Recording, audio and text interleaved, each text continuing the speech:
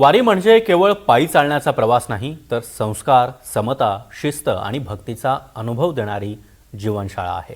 वारकरी परंपरेचा वारसा पुढच्या पिढीपर्यंत कसा पोहोचणार हा प्रश्न अनेकदा उपस्थित केला जातो आणि याच प्रश्नाचं उत्तर शोधण्याचा प्रयत्न पुण्याच्या ज्ञान प्रबोधिनी शाळेनं केलाय. शाळेमधील विद्यार्थ्यांना प्रत्यक्ष वारीचा अनुभव मिळावा, वारकरी संप्रदायाची परंपरा समजून घेता यावी आणि संत विचारांशी त्यांची नाळ जोडली जावी, यासाठी विद्यार्थी, शिक्षक आणि पालक इंदापूरमध्ये दाखल झाले होते. या अनोख्या उपक्रमाविषयी आणि विद्यार्थ्यांच्या अनुभवांविषयी जाणून घेतले आमच्या प्रतिनिधींनी. आपण पाहूया. वारी नेमकी असते कशी, ती का असते आणि ह्या वारकऱ्यांचा दिवस कसा असतो, चालताना कसे कसे भजनं म्हणत जातात, हे शिकायला, पुढच्या पिढीमध्ये रुजवायला पुण्यातल्या शाळेचे विद्यार्थी, विद्यार्थिनी, त्यांचे पालक, शिक्षक असे सगळेजण आलेले आहेत. पुण्यातल्या ज्ञानप्रबोधिनी शाळेचे हे सगळे 6वी, 7वी, 8वीचे विद्यार्थी आहेत आणि गेल्या काही वर्षांपासून त्यांचा हा उपक्रम आहे. वेगवेगळ्या पद्धतीनं हा उपक्रम ते राबवतात. शाळेच्या काही शिक्षकांच्याकडनं आपण जाणून घेऊयात आणि मग विद्यार्थ्यांशी आपण गप्पा मारणार आहोत. मॅडम, आधी तुमचं नाव सांगा, कुठल्या शाळेतनं आलात, काय याच्या पाठीमागची कल्पना आहे तुमची? नमस्कार, माझं नाव राजश्री मराठे. ज्ञानप्रबोधिनी नवनगर विद्यालय निगडी गुरुकुलचे हे सगळे 8वीचे विद्यार्थी आहेत. आम्ही विद्यार्थ्यांना वेगवेगळा वारीचा अनुभव देतो. तो वेगवेगळ्या इयत्तांना वेगवेगळा देतो. इयत्ता 5वी ते 7वीचे विद्यार्थी तिकडे कासारवाडीपर्यंत विद्यार्थी चालत गेले होते, पिंपरीपासून, निगडीपासून. आणि मग हा अनुभव काय आहे, हा सोहळा काय आहे, ही आपली परंपरा काय आहे. 8वीचे विद्यार्थी खरं तर दरवर्षी निर्मल वारीला जातात, पण यावर्षी निर्मल वारी आमची चुकली काही कारणाने.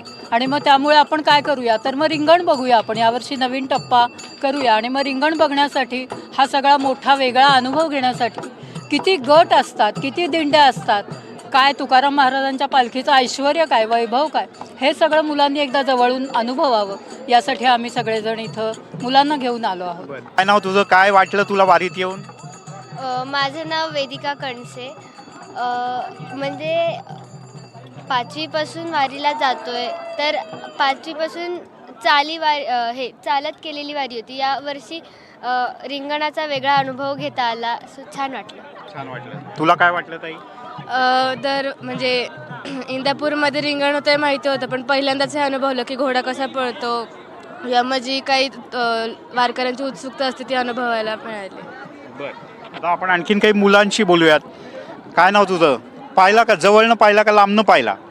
जवळनं पाहिलं. हां, माझं नाव ईशान देशमुख आणि मला पायी वारीचा अनुभव घेतला होता आधी, पण ह्या रिंगणाचा अनुभव पहिल्यांदा बघितला आणि बघितलं की आधी कसं झेंडे करी जातात, मग विणा करी जातात आणि काही चोपदार काकांशी भेटून काही माहिती पण घेतली. बरं, तू काय सांगशील, कसं वाटलं तुला? नमस्कार, माझं नाव शिवम पडवळ. आम्ही जेव्हा इथं आलो तेव्हा खूप छान वाटलं. म्हणजे सगळेजण शिस्तीत चालत होते. जे प्रत्येक ह्याचे दिंडीचे जे चोपदार आहेत त्यांची आम्ही आत्ताच मुलाखत घेतली. त्यांनी आम्हाला सांगितलं की कसं त्यांचं काम असतं आणि कसं ते त्यांनी सांभाळायचं असतं. तसेच जे या दिंड्या असतात त्यासाठी वर्गणी द्यावी लागते आणि मग सगळे एकत्र येतात आणि कसे राहतात, त्यामधून मला सगळ्यांमधील एकता आणि शिस्त कळाली आणि हे मला फार आवडलं. धन्यवाद. आणखीन कोणाला काय आवडलं, कोण सांगेल आणखीन? हा, ह्याच्या आधी वारी मी 2दा केलेली. माझं नाव अभिराम.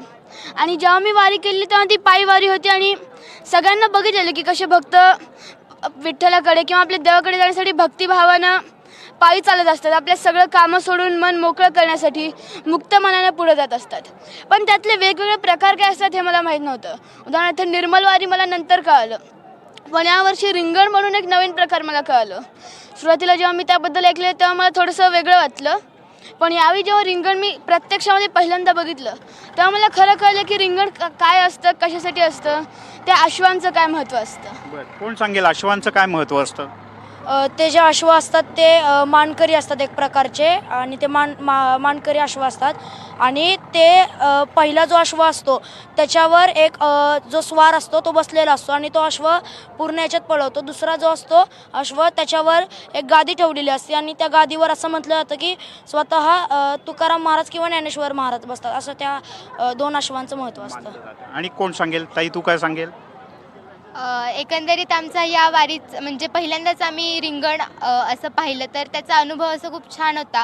म्हणजे नेहमी आपण वारीबरोबर चालतानाचा अनुभव घेतो, पण रिंगण घेतानाचा एक अनुभव म्हणून असा खूप छान वेगळा वाटला. आता तुम्ही गुरुकुलातलेही काही शिक्षक आलेले आहेत, त्यांनी काही तुम्हाला भजन किंवा असं काही शिकवलं का?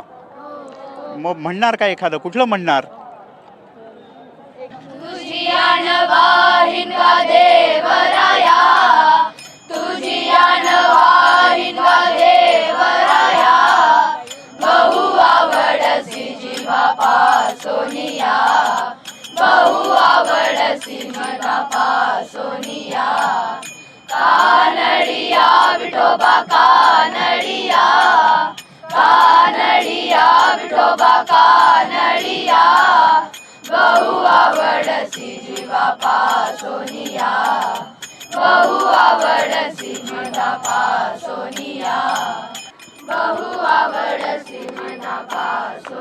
म्हणजे या सगळ्या मुलांबरोबर एवढा वेळ राहिल्यानंतर असं खरंच तुम्हाला सगळ्यांना आवर्जून सांगावं असं वाटतंय की वारी ही टी व्हीवर बघण्यापेक्षाही प्रत्यक्ष अनुभवण्याची गोष्ट आहे.